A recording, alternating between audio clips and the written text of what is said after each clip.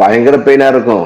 நான் ஃபுல்லா வந்து ஸ்ப்ரே அடிச்சுட்டு தான். ஆமா, பெயின் ரிலீஃப் ஸ்ப்ரே ஸ்னேகத்துல வந்து அந்த பெயின் கில்லர் டேப்லெட்ஸ் போட்டு தான் பண்ணிட்டு இருந்தேன். ஆக்சுவலி என்னோட கோஸ்டார்ஸ் அது நடிக்கிற நிறைய பேரு, ஐ மீன் எக்ஸப்ட் ரேஷ்மாவை தவிர மற்றவங்க எல்லாருமே வந்து சுவர் இருந்தா தான் சித்திரம் வரைய முடியும்.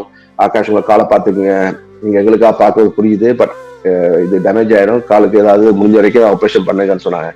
பட் ஆனா பண்ணா ரெஸ்ட் எடுக்கணும். அதனாலேயே நான் வந்து எனக்கு ஆக்சிடென்ட் ஆகி கால் பிரேக் ஆகி 3 months, மோர் தென் 3.5 months வந்து நான் தொடர்ந்து ஒர்க் பண்ணேன். தொடர்ந்து ஒர்க் பண்ணிட்டு தான். ஏன்னா செப்டம்பர் 1 நடந்துச்சு, நான் வந்து லண்டன் போனது வந்து டிசம்பர் 20. அதுக்கு முக்கியமான காரணம், இதை நம்பி நிறைய குடும்பங்கள் இருக்கு.